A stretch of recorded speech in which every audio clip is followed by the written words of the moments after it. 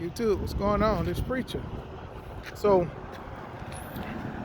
I'm up here at this truck stop. I don't know if y'all can see that. But right back there, right there is a semi truck along with about 6 police cars, right? Right back there. And they is searching his truck and they searching the inside of his reefer unit for drugs. Yeah. It's about, I don't know, man, about like 12, between 12 to 16 cops that's sitting out there. As I was pulling into this this little truck stop, what is it? It's Pito's. It's a Chevron station, and it's Pito's truck on I-10, somewhere in Louisiana, almost to Texas. I'm on my way to outside of Dallas, Texas. Outside of Dallas, Texas. But yeah, man. And then he only had like 4 pallets in there, because right where they at right there, that's the only way in here and the only way out. So when you going in, you see everything. You see like the 8 police cars and about 12 police officers and stuff, and then outside of SUVs, and then you seen 2 inside his cab, and they had like 5 of them inside the trailer, and then they had like another 5 outside of the truck, right where you turn in at. So you get a good view of it. I mean, a real good view of it. You just like, man, what's like, oh Jesus, what's going on here? And then the driver, he was on the outside. He was on the outside, standing up on the outside by his trailer door, and that's where the other 5 police officers was around him while he was on the outside of that. But yeah, so you could tell it was some drug stuff, man, because they was going through those pallets that he had. I don't know where he coming from and stuff. Like I said, I was just getting off. I had like an hour of drive time left. And if you know anything about when you get on I-10 and you get outside Lafayette, before you reach to Texas, ain't too many places where you can park at. But good thing it's Saturday, so I always try to look at smaller truck stops. Yeah, I always try to look at smaller truck stops first, because most truck drivers won't stop there. You know, especially like company drivers and stuff like that. They're not stopping at no Chevron station or anything like that. Normally it's owner ops that pay for their own fuel and stuff will stop at the mom and pop truck stop. So you get you can always find a lot of parking. Like, it's not that many parking. Look at that big old space. Look at my truck, and you got a whole bunch of empty space right there too. So yeah. And a couple of people were saying how I was holding myself kind of funny. I holding myself because I had a well, thank God you can't see it, because I don't like this scar right here. I already had a couple of people was talking about the scar on my neck, because it looked like my neck got slit all the way to my throat. I had a neck fusion surgery on C4, C5, and C6. I had a neck fusion surgery done, so I can't turn my head as good. I got to turn my whole body to really turn my head good. You know, it sucks trying to back up. You know, driving is not a real problem, but the backing, when you really got to turn, that's where it really sucks at. It really sucks at. Quite honestly, I don't know how long I'm gonna be able to drive trucks, but I'm trying to pay off this truck. Once I pay off that truck, you know, I hire a driver and I stop driving. I just be booking loads. Then I have 2 trucks uh, that I be booking loads for, and I stop working and stuff like this. I guess I go ahead and get on Social Security disability, because it really sucks when you're trying to back. Because like I said, I got to turn my whole body because I really can't turn my head that good and stuff. And yeah, it still hurt. It's been a while since I had the surgery, but it still hurt. It really does still hurt. I'm not too fun. I mean, that's why I got the beard now, because it's right there. And I was going the beard, so people would stop asking me about what happened to my neck. Looked like somebody tried to slit my throat. You know, it was bad enough when they were seeing the scar on the back of my head and this big old scar, and people ask me what happened. I know sometimes people just want to know, but you know, it makes you think about the accident and what happened and how you almost lost your life to cause that particular accident. So you got to keep reliving it every time somebody asks you about it. You know, you got to relive it. And sometimes it does get depressing. It really does get depressing. People don't think about how it's making you relive the situation that you may be trying to get over, or it took you a while to try to get over. They're just curious of what happened. So now when I got that big scar behind my head going down my whole neck, then I got another one going from like here, you can see, from like here all the way to my throat, because they went in from the front. And then if I'm wearing a cut off shirt, they see the other scar right here that starts like right here. You know, you just get a lot of questions. And like I said, a lot of times people don't think about how it's making you relive the situation where it's something that you could have died from.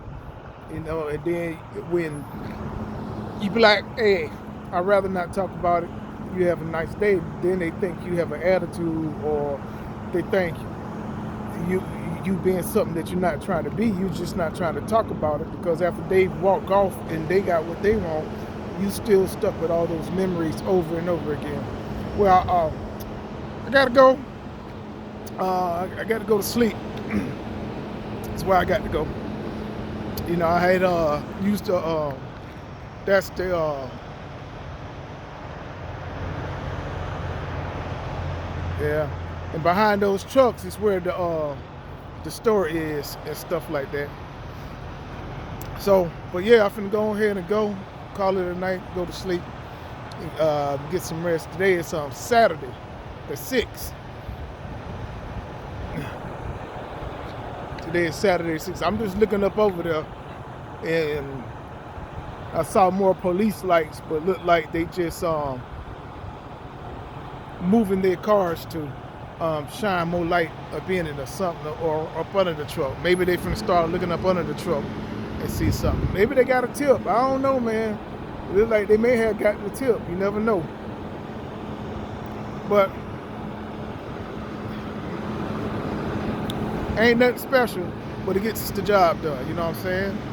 I done had it for over a year and a half. So even with me having it for over a year and a half, she been doing good. Man. So I can't complain. It's a truck turning around, so that's why it got dark all of a sudden. Truck turning around, and it's blocking all the lights. You turn around because he's finna get ready to back up. Like I say, it's a whole lot of parking spaces, and it's almost 10 o'clock at night. So I'm moving out the way because I got dark shirt on. He probably can't see me. I ain't trying to get hit. You didn't see about other people that got hit inside the truck parking area by another truck that didn't see him and got killed. But it's a nice truck.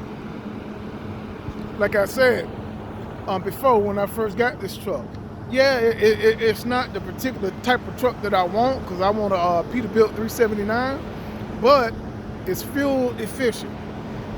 And when you're running a business, you make business decisions, okay? And sometimes the business decisions is not the decisions that you want, but it's better for your business. And when you got high costs of fuel, it's good to have this here Joker. But with this Joker right here, I get about 8.5 miles to the gallon. I know what some of y'all saying, oh, I get like 10, I get like 11. Yeah, when I drive 65 to 68, I get like 10 per gallon. I do, all day long. But I be running, man. I be running, so I be going 72, 73. If I slow down, yeah, I get 10. I get 10.5, 10.2. When I had a lot of time to get the load there, and when I can go 65, I go 65, and I'm getting like 11, 10.8, 10.5. Yeah, I do, but when I'm going 72, 73, get me places, then I'm at 8.3, 8.4, 8.5. Yeah, I am. I am. I omit it. I can get a lot more if I slow down. But like I say, sometimes when I'm getting these here loads, and when I'm finding these here particular loads, I don't have that much time to get there from where I'm at. And then they be wanting in there early, so I really have to go just so I can get the load there. And that's my main thing, trying to get the load there on time. A lot of loads I do pick with an open window, but because it's so far away, and I like to be able to deliver first thing in the morning, because you get better loads when you can pick a load up like between 10 to 12. Okay, so between really like 9:30 and 11:30, 12 o'clock, those are the sweet times. Okay, and then you can find some unicorn loads like between 2:30, 3:30, 4 o'clock from people who then cancel the load once they then booked it. Now the broker got to put it back on the load board and paying you a lot more money because they really need somebody to pick it up. You can find some of those, but it always depends on what area that you are in. Always remember that, okay? Just a little side tip note. You can't go to particular places where there's a lot of trucks and then expect to get paid $2.25, $2.30, even $2 a mile. If you in a bad area where there's a whole bunch of trucks, yeah, you're gonna see rates. Sorry about that. You're gonna see rates. You're gonna see rates for $1.40, $1.56, $1.60. Why? Because there's a whole bunch of trucks there. It all depends on where you go. Okay, it depends on where you go. When I go to Texas, I'm going outside of Dallas. I'm not going to Dallas, but it's outside of Dallas where I'm going, right? So I was able to consider a load after I dropped this load off. This load drops off at 6 o'clock in the morning. Then I got to go back outside of Dallas in another small town away from everything, and I'm picking another load up that's gonna pay me $2,600. And it's only going like 1,100 miles. Okay, but if I was in Dallas, the Dallas area, looking for loads in the Dallas areas, then it was loads only paying like $1.66, $1.76. So sometimes, yeah, it all depends on where you're going. I go to these little small towns around there in Texas area, because when you're trying to pick up at one of those small towns, a lot of people is not in that particular area. I just so happen to be in that particular area. I'm actually delivering a load of sacks, like those potato sacks, to a storage facility. I guess they need them. I don't know, man, but I got like 42,000 pounds of like those sacks that potatoes and stuff come in. I guess they need them, man. I guess they need them. Uh-oh. Maybe they didn't find nothing, y'all. Maybe they didn't find it. 2 cop cars that left, and I see the guy walking back. Maybe they didn't find that. Who knows?